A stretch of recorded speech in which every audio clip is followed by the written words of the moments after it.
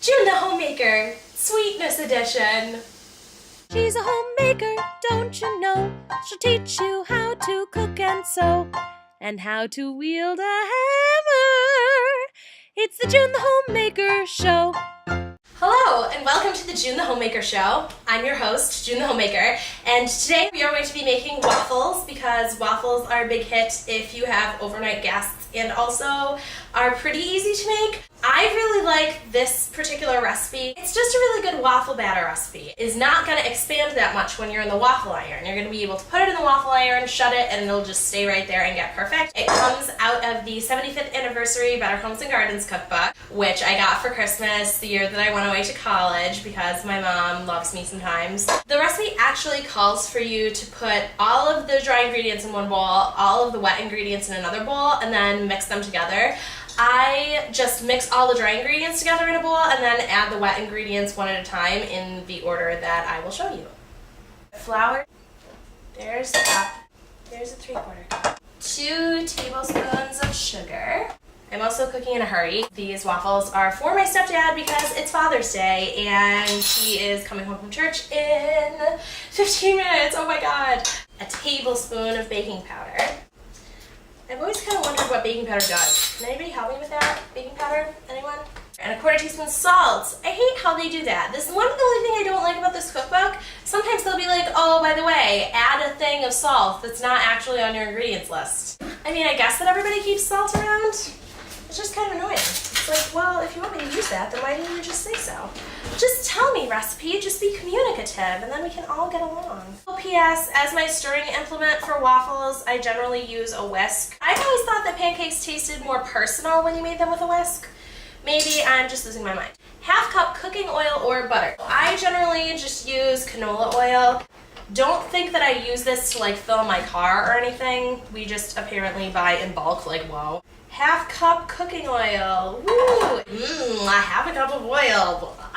2 eggs. There's another egg. These are fresh eggs, by the way. We got them fresh from a chicken. By from a chicken, I mean they've been in the refrigerator, but they came from a chicken a short time ago. I generally like to use 2% milk, but I'm feeling sort of weird about the 1/2 cup of oil. 1 3/4 cups milk. Yes, that's right. You're putting in equal parts flour and milk. This is skim milk that I'm using. Now that all the things are in the bowl and I'm about to start stirring, I'm going to plug in my waffle iron. This is usually when I do the plugging in because you're going to want your waffle iron to be hot, obviously, when you start cooking. Why won't you plug into the wall? Oh my god, everything is a fit. Have it closed. You have to look at the instructions for your waffle iron to figure out how it actually works. Mine has a little indicate lighter on it when it's heating up.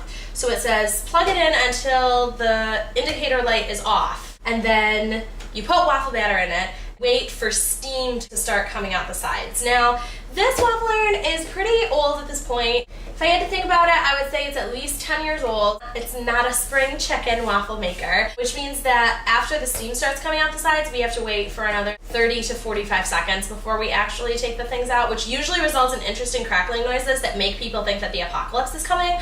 But really, I'm just making waffles. It is not a big deal. We have all this ridiculous business in the bowl. I just do little stirring motions in the middle, and then when the middle part starts to look like it's getting smooth, then I work in the rest of the stuff. Oh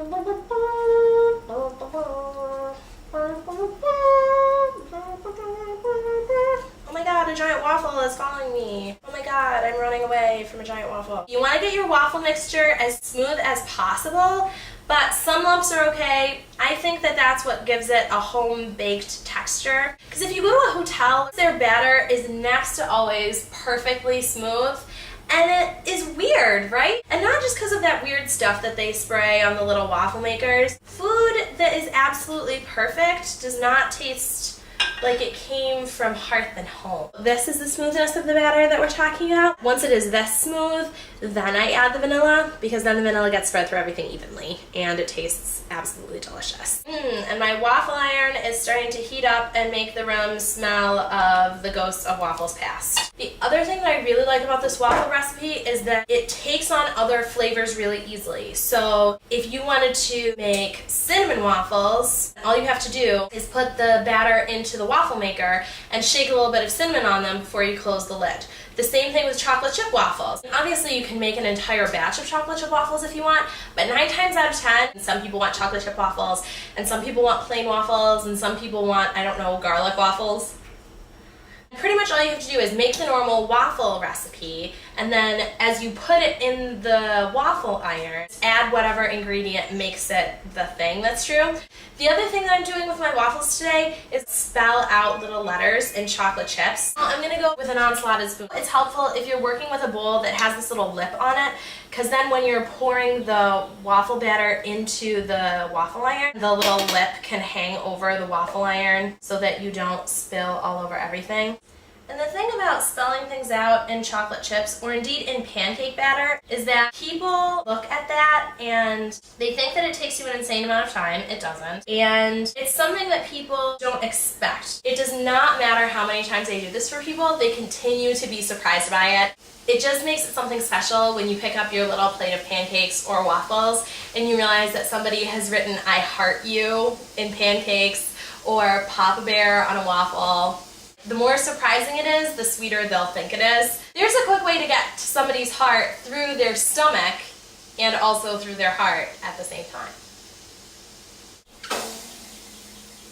And my waffle iron makes farting noises. So now this waffle iron is steaming up my kitchen, which means that these are, oh my god, perfect. June the Homemaker Mistakes Edition. Luckily, I have somebody else here who is also eating waffles who will not care if he eats my mistake waffles. I'm trying a new strategy, which is pour the batter like you normally would and let it cook as if you are making a plain waffle. Then, when it's sort of almost kind of cooked, put in the chocolate chips on top, because that way the chocolate chips don't cook in or bubble out of place. June the Homemaker Experimental Edition! Now it is mostly cooked.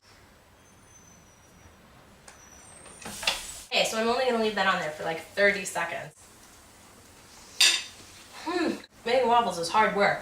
So when I put the chocolate on top of the waffles like this, then it keeps sticking to the top of the waffle iron, so I'm going to spray the waffle iron with a little bit of spray. And now hopefully it won't stick. Here are the things that I have done. This says "I heart Dad Bear" because it's a little bear paw, and hopefully people like it a lot. So now I'm going to show you guys how to do the normal cinnamon and chocolate chip kind.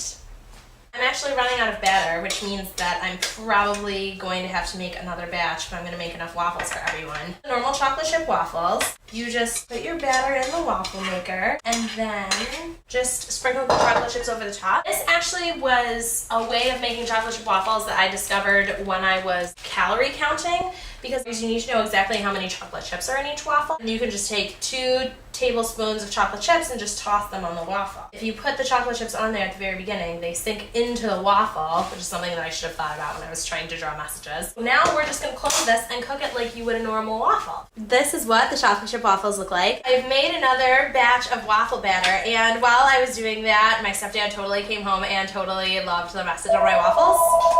And that's the phone. The cinnamon waffles are sort of the same thing as the chocolate chip waffles. You just pour the batter in like you would do for a normal waffle, and then you just sprinkle the cinnamon over the top. You cook it like normal waffle. Same thing as the chocolate chip kind. These are how the cinnamon waffles look. Here is a trick for making waffles and having them all the time if you like waffles. Make up a whole bunch of waffles at once and then freeze them in little sandwich bags in 1s or 2s. You take them out and put them in the toaster just like normal freezer waffles, except that they're way better than normal freezer waffles because they are not made by an industrial machine who will someday take over the world. They are instead made by you, and that is always more delicious. This is June the Homemaker, having made a bunch of waffles, hoping that industrial machines won't take over the world, signing off.